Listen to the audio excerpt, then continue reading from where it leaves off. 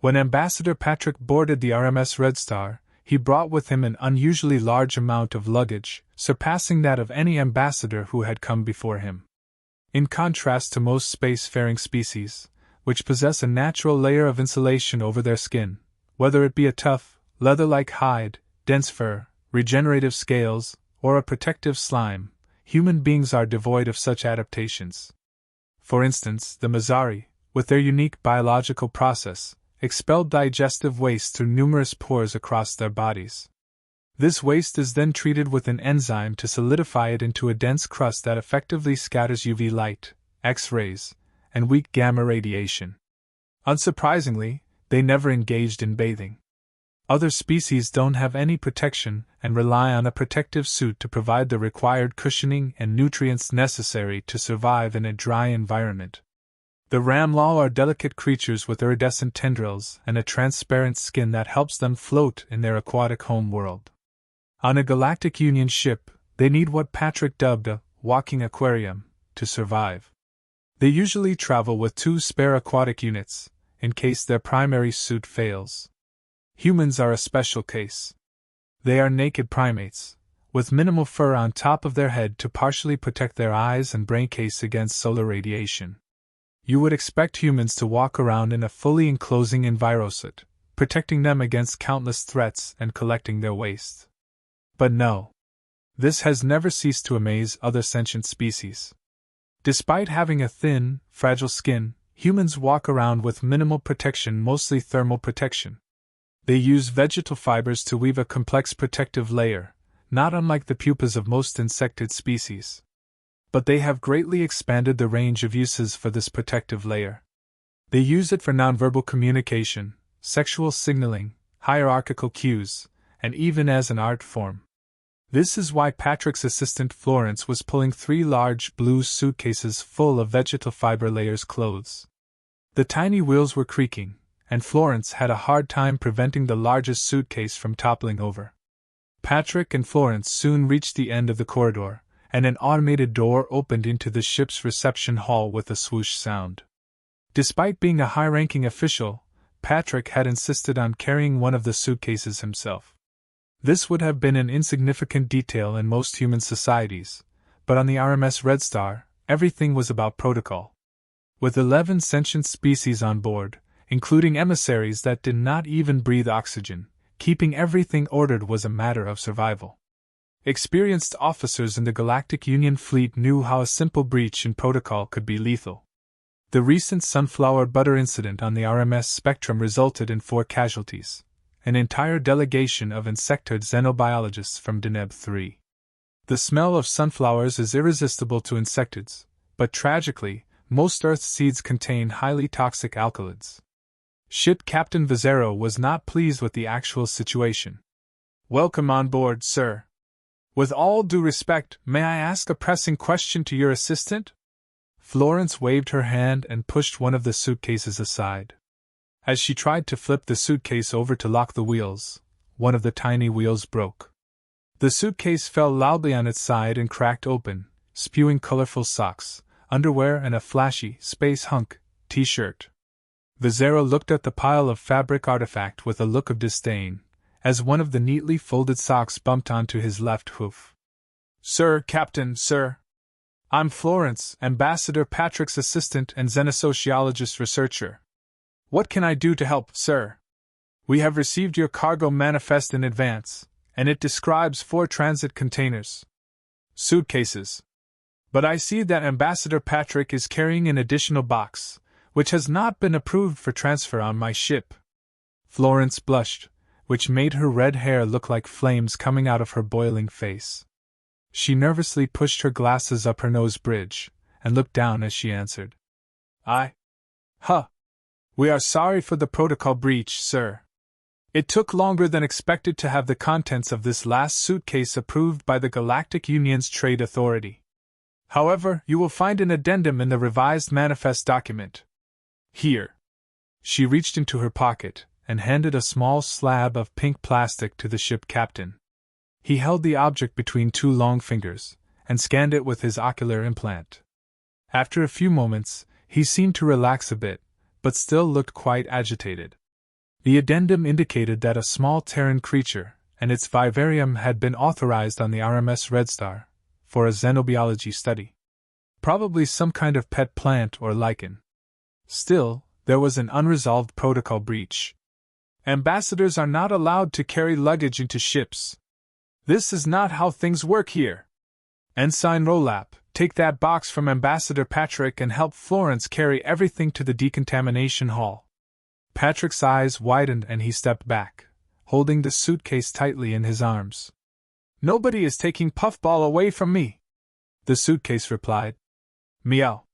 Captain Vizzero's face twisted in horror, and he immediately pushed the BioAlert button on his wrist pad. Day 2. Patrick was in his cabin, playing with Puffball the kitten, when the cabin's door pinged. He sighed and put Puffball back in his little cushioned bed. Puffball lowered his ears and made an absolutely adorable face, which was supposed to convey an irresistible sorrow. Patrick opened the door. Florence was standing there, with a small ball covered with colorful feathers in her hands. Hi Patrick, I thought your little cute ball would like to play with this. That's a perfect toy for my kitten. Where did you find that? An avian species on board has a strange grooming habit. They pluck any feathers that were damaged or that might contain parasites, and roll them into some sort of gooey puke. After a few minutes the goo dries and they just throw them away from their nest. Patrick smiled at the idea. Do they have nests in the spaceship? You wouldn't believe. Here, look at the photos of their cabin. They have a literal nest, made with colorful coral branches, suspended from the ceiling. While they were looking at Florence's stunning pictures of the avian nest, unbeknownst to them, Puffball trotted through the cabin and looked outside with intense curiosity. She then ran away, jumping like an adorable cannonball between Florence's legs. Puffball! Patrick was making windmill movements with his arms in a comical display of human hyperactivity. Florence jumped through the corridor but missed Puffball by at least 1 meter. She had never been very good at football in college, so one can only imagine how ineffective she would be at catching a football with a mind of its own. They spent hours trying to locate Puffball, but he was nowhere to be found. One of the ship's top officers was a morag, a species renowned for their incredible auditory acuity in a variety of atmospheres and even underwater. But despite all his efforts, the morag could not identify any sound that might indicate the scratching of tiny claws on short-hair synthetic carpet, or a meow. Patrick and Florence went to sleep in their respective cabins. Day 3. Ship Captain Vizzero was woken in the middle of his rest cycle by a loud alarm. An alarming number of red warning lights were flashing on his bedside console. He swiftly jumped out of bed, strapped his cybernetic headset, and ran to his cabin door. He then proceeded to the nearest maintenance shaft, and quickly climbed down the narrow ladder to reach the ship's control center. His head engineer, Erondo, was standing there, with a stunned look on his face. He looked around. Everyone from the night shift was standing there, looking at a large video screen on the wall, in a tense silence. A small furry creature was sitting on top of the FTL plasma engine's top manifold, inside the containment walls. The creature looked around, then started licking his paws. Vizzero was livid. Erondo, why is a kitten standing on top of our plasma engine? And why did we go into emergency engine shutdown mode? Captain, sir, we have no idea. No idea? What is a kitten? It's a human pet, Erondo. Humans enjoy their company, for a reason I cannot comprehend nor fathom. We are still trying to figure out how the creature managed to slip into the engine's containment walls. It is impossible. Impossible. Everything is supposed to be sealed. Erondo was shaking his head in disbelief. Well, engineer, get your together. You'll have to flush the kitten out of the plasma engine without killing it. We don't want to cause grief to our human ambassador. Now I want answers. How did the cat get in there again? Erondo looked really embarrassed by the question. He looked at the video screen, at the captain, then at his feet. Sir? We don't know. This should be impossible. It's as if the cat was able to move through quantum tunneling.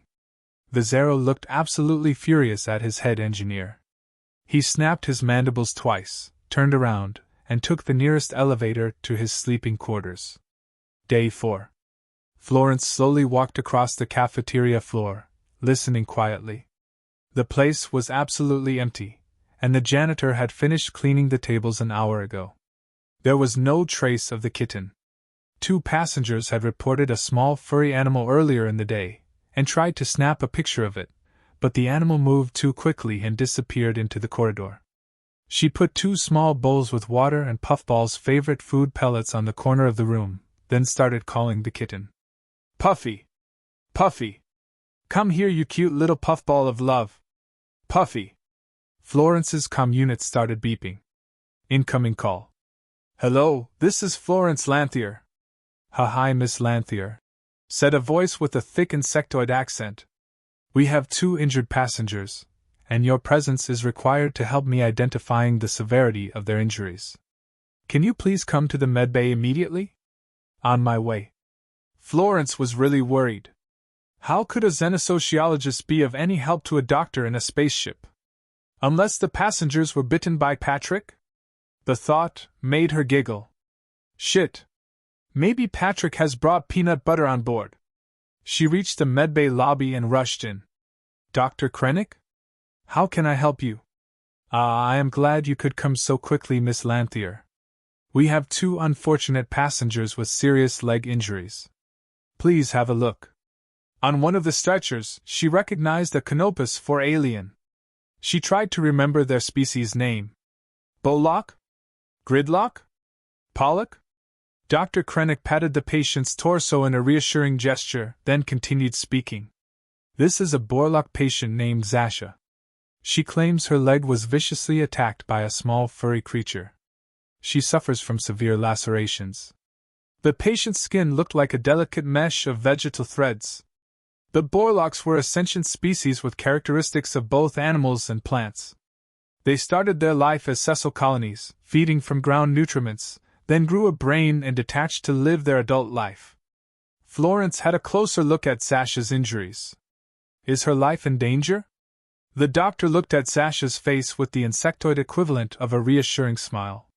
She was mauled by a fierce little carnivorous animal we have identified as a Terran cat. We are fairly certain. Her skin will heal quickly.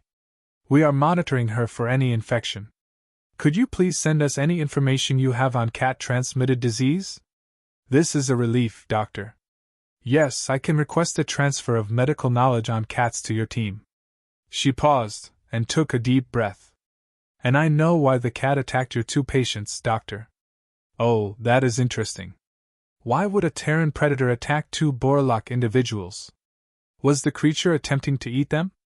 No, sir.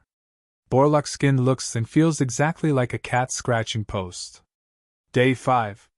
The ship's navigator, Ida, was a cybernetic insectid. She had sustained severe injuries in a shuttle accident on Rigel V, which resulted in the loss of 5 out of her 6 limbs, as well as half her face, her mandibles and her blood-filtering organ. She had been patched and physically enhanced to become the most advanced spaceship pilot of the entire fleet, which means she was spending her time ferrying officials and diplomats around in a big, slow, boring ship. Still, she had a direct brain connection to the ship's central processing unit, and spent some of her time playing immersive video games. Especially during her night shifts. Ida was playing an enhanced reality game where she had to virtually shoot monsters coming out of every dark corner of the navigation room. It was a repetitive shooter game, quite fun with the gore settings set to maximum. The computer was randomly creating new monsters, with original looks and unpredictable behaviors, to keep the game fresh. She saw a movement on the corner of her eye, a red blip on one of the thousands of micro lenses on her insect composite eye. She shot the disgusting red blob with eyes on sticks. It exploded, covering one of the consoles with virtual red goo. She missed the next one, a butterfly-like slug with missile attack. 2 words in Galactic script floated in front of her. Game over. She restarted the game. Level 1. A small furry monster emerged from under a swivel chair and lunged towards her. She shot it multiple times, but the laser shots were going through the creature, not injuring it. Not another bug. Computer, pause game. But the creature was still visible. It was now reaching for her leg, making a strange low-frequency sound. Purr. She jumped back in horror when she felt the creature rubbing itself on her ankle. It was real! What was the protocol for biological intrusions? Lockdown. Computer. Initiate lockdown of navigation room. Code red, biological intrusion, possible ship breach. Sirens started blaring and all the controls shut down in the room. She felt a change in the air pressure, as the ship's life support was sealing her room and shifting airflow to local recirculation. She would have approximately 5 hours of oxygen left in the room, before a carbon dioxide buildup would poison her. She sat on the cold floor, in a corner. The animal trotted towards her. There was no escape now. Ida closed her eyes. She was prepared to die heroically, to save the ship from the biological threat. Meow. The animal climbed on her legs, rolled itself into a little ball of fur, and fell asleep. Day 6. The RMS Redstar had reached the nearest human colony and Patrick had reluctantly accepted to give away Puffball to some random kid, for the good of the diplomatic mission. The other options would have been immediate banishment of Patrick and Florence. Captain Vizero was absolutely outraged by the last few days' string of incidents. The last straw was when he returned to his cabin, to find feline feces littering his Zen garden. Insectoids venerate rock and sand gardens, which are the embodiment of their home planet's soul, according to their religion. Patrick handed the little cage to one of the colonists, with Puffball inside meowing sadly. "My dear little Puffball, you'll be a good cat. You'll be kind to your foster family." The kitten paid little attention, and was now licking its butt. Florence was overwhelmed with emotions and looked the other way, with tears in her eyes. Suddenly, Dr. Krennic rushed into the ship's protocol room. "Stop! Don't give the cat away!" Captain Vizero couldn't believe his antennas. He looked at the doctor with disbelief. "Doctor! You can't be serious! Why would we keep this little scourge on board one more minute?" "Captain? Sir? We have identified the creature that injured the second Borlock patient. His injuries are not consistent with cat scratch." Vizero looked puzzled. "Don't tell me we have yet another pesky little intruder on board?" "I am afraid so, Doctor. We have more than just one intruder. It seems that we have picked up Terran animals from the rodent family when we restocked at the last human colony." Vizero was now feeling increasingly dizzy. He sat loudly on a chair. The doctor continued. "We're unable to eliminate the mice, or rather the rodents, as the rat poison supplied by human authorities is too hazardous for us to manage. Passive traps alone are insufficient, as these creatures pose a significant threat to the ship's wires and electronics. However, mice do have a natural predator." He paused, to let the evidence sink in, then concluded. "Sir? We need more cats on board."